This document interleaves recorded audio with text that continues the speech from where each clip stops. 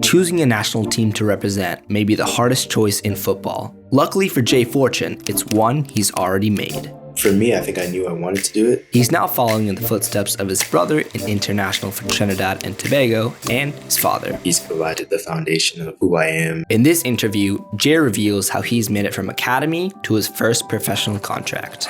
Early on, it was rough, but then I started to find my feet. And how his unique personality helps him to compete on the pitch. Sometimes they might not know that's what's going on in my head, but it is. Everybody wants to win. January 1st, 2023, you will sign and become officially an Atlanta United player, seeing as how you've been with Atlanta since 2018. Just quite the journey. There was ups and downs along the way. Leaving where I'm originally from, North Carolina, to move down here without my parents was obviously tough. Once I got in and started training, and obviously you get to know a few of the players now and again, they made the transition easier for me. How much has the Atlanta front office and manager, that team, sort of been walking you through your transition from to the academy to now the first team? When you're in the academy with the twos, they like to have all the teams kind of play similarly. So when you start to have those conversations about, okay, you're a midfielder, you play this, can you start looking to add these aspects to your game to try and increase your chances of potentially making a twos team or potentially making the first team? A lot of coaches and staff members here have analyzed my games along the way and provided a lot of feedback, which has helped me with that. You're in the know and sort of not left in the dark, and you felt like you were in control of your future there? They wanted to push you to either, make a twos team, make a first team, go to college, depending on what your pathway is. And for me, from a very young age, I wanted to play professionally. Talking with, the staff here, they've always said, we believe that you can do it. At the end of the day, it's on me to really get over the edge. One of those people that has been walking through and has been with you for all this time is Jack Collison, right? West Ham United midfielder, Premier League midfielder for 7 years. What have you learned from him? His insight to the game, he's always helping me figuring out where's the best place to pick up the ball. And then even when we train outside and small-sided, he might not be able to move the same as when he was in the Prem, but at the end of the day, when the ball's at his feet, he's usually trying to link, sees passes and stuff like that. I've always wondered what's that like to have your coach, your manager in the small side in trainings with you. Yeah, it's a love-hate relationship. There are days where he's on, and when he's on, you love him on your team. And then there's days where you just have to remember he's your coach. If he loses it, you go win it back. But for the most part, it's always fun playing with him. I feel like you're always going to let him know if he's on it and doing well, but if he makes a mistake, everyone's silent. Usually what he'll do is he'll either own up to it himself or he'll just pass the blame on to somebody else. So usually he's usually connecting his passes and whatnot. So it's rare that we're getting on him for not getting it done properly. He has entrusted you with the captaincy with the armband, right? So past couple of game weeks, you've been out there with the band on your shoulder. We had during the season just recently lost our captain Robbie Mertz. He went over to Pittsburgh, and we just needed somebody to pick up the captaincy. And Coach Jack believed that I was someone who could help lead the team. At first, it's as being such a young age to captain a team like that, you're surprised a little bit, but I felt like I've kind of been here for a little bit. So I was, in a way, believe it or not, a senior player on the team. So I felt like I was ready for it. And I think the way in which he transitioned me into being the captain on the team made it very easy for me to kind of make it one fluid motion. Yeah. Do you feel like leadership is one of your best attributes? I'm quiet, but the way in which I play, I kind of try and lead in that example. I wouldn't go around yelling at people, but I might go do a little more running here or there, which might help bring the team along during a game. I've captained teams before when I was younger, and so I'm aware of when it's time to be a little more vocal, or when it's time to just stay quiet, or just to try and encourage the team to keep going. Do you feel as though you have a second side to you? Maybe you're sometimes quieter off the pitch, but on the pitch you're just vocal and kind of almost like monster, competitive beast, potentially. Depends on who you ask. For me, off the field, around a certain crowd, I'm very quiet, but around a different crowd, I'm I'm loud, I'm active. But I will say, on the field, playing wise, I'll probably say me in my head, I have a really strong desire to just want to play.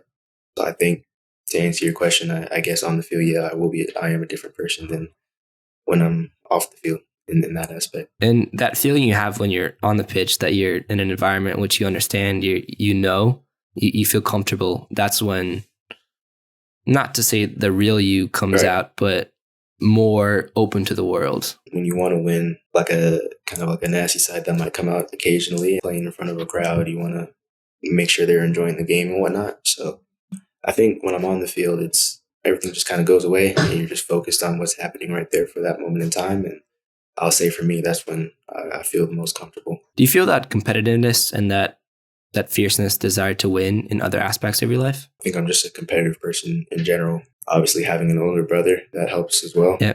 Who can cut the grass the best when we're at the house, stuff like that. I mean, I wouldn't always say it out loud, but in my head, I'm saying, I just did better than this person at this aspect. There's obviously the video game side of it. When you have the FIFAs, you have the 2Ks and stuff like that, that aspect comes out as well. Are you the type of person that has to win every game, every FIFA 2K match that you play? Yes. If I lose, we're running it back. There's no debate about that one. There's very few people who I've met that can beat me. That's not an invite for anybody to just start hitting me up to play some FIFA. But for the people that I know, then it's like on the couch, right? Like 2-person, like that's your arena, right? That's like my arena. You're bossing that. Yeah, there's definitely a large majority of people that are better than me. But I think, but like in your house, like on that couch, like on the PSX. But yeah, I get what you're saying. Cool. Do you think that your relationship with your brother fostered that competitive edge in you? Yeah, for sure. When I was younger, I was always brought up in a footballing family. When we're in the house, it's kind of like a me versus my brother, and my dad's always pushing it to take it to the edge. So, we're trying to kicking balls off the wall. Who can score on each other the most? When I was younger, obviously I lose a lot to my brother because, he was older than I was, better than I was at that point. But having that feeling of what losing felt like then kind of made it where you don't want to lose. In your interview I watched with the T&T Football Federation, like your first chat, right. You had a smile on your face when the interviewer asked you about... You're following a family tradition. Obviously, your dad has a history in football. My dad is somebody who's been coaching me since I was young. Right. Yeah, I mean, they've played a massive role into why I am where I am today. Just the support system they provided me. I could end up speaking to my brother or my dad for 30 minutes to an hour. Helps keep my mind kind of fresh. And sometimes when I just don't want to talk about football, I could talk to them about something else, and which has helped me tremendously. I mean, my dad's he was my first coach, and I mean, even to today, he's still a coach of mine and always will be. He's kind of provided the foundation of who I am and as a player and who I am as a person.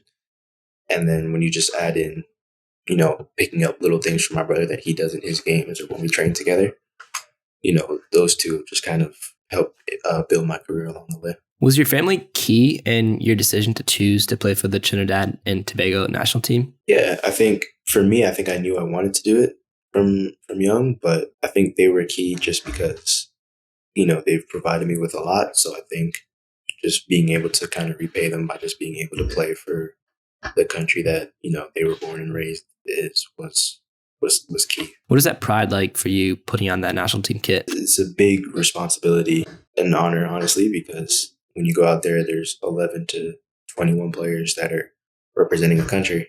They're obviously a smaller island country, but it is a country that has had lots of great players come through. Has had some success, has a little history. So it's something that I want to keep doing and keep hoping to get the opportunity to do.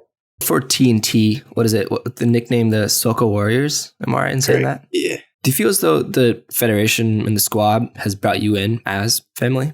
First time going, it was an easier transition because my brother was there already.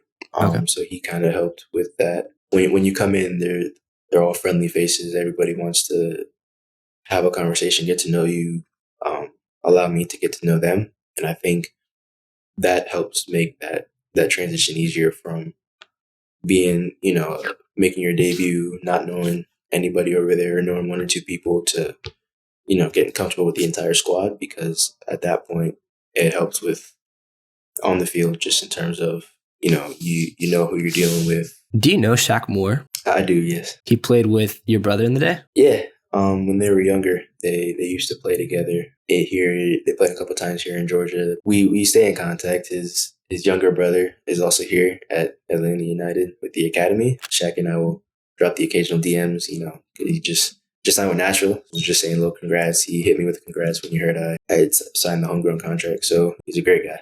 So you were born in Raleigh, North Carolina. Does that make you a J. Cole fan? I wouldn't say I'm a diehard J. Cole fan, but I definitely got some J. Cole songs on the album. Riding in the car, got J. Cole. There's a few artists out there that, I rock with. So yeah, who are those? I think my favorite at the moment, he's going through a tough phase right now, but it's Young Thug.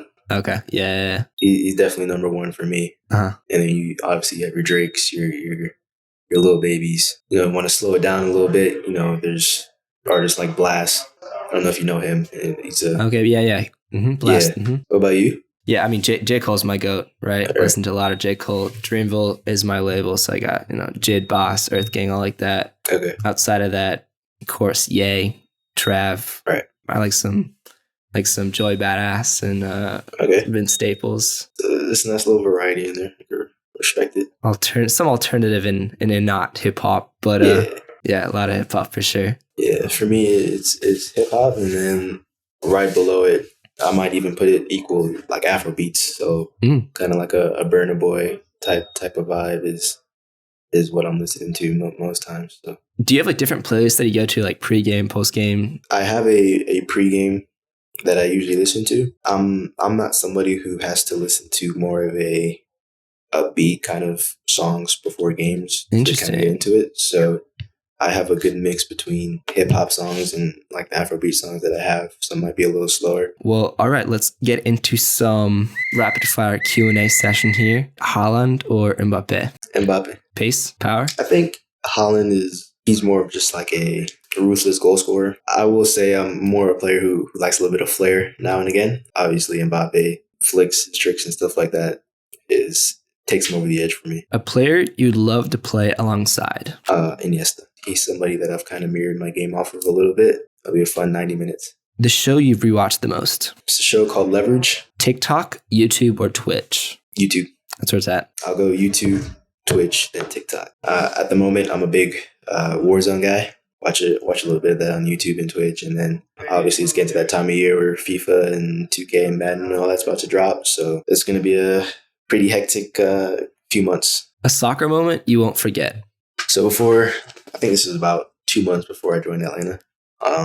I played for my dad's club. He's got a program in North Carolina called Interdevelopment Football. And we were playing in the regionals tournament. If we had tied this game, we would have went through on to nationals. 5 minutes ago, we were down 4-1. At that moment, I had gotten an assist to one of our strikers, which made it 4-2.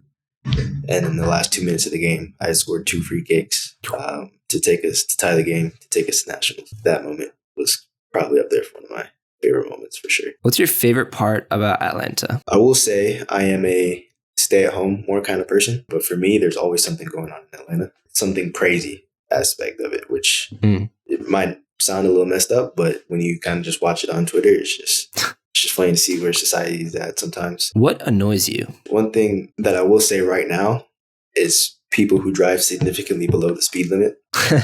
If it's 45, if you go the speed limit, that's fine, no issue. But if you're approaching 35, 30, that does kind of send me the wrong way a little bit. Advice you would give to your younger self? It would be probably 2 things. One, just enjoy the moments you have with friends and stuff like that in school while playing soccer, because as you get older, people start to go their own separate paths. So I will say, if I was able to hang out with the friends I was every day now, I do it 100%. Where do you see yourself in 5 years, Jay? Still playing football, hopefully.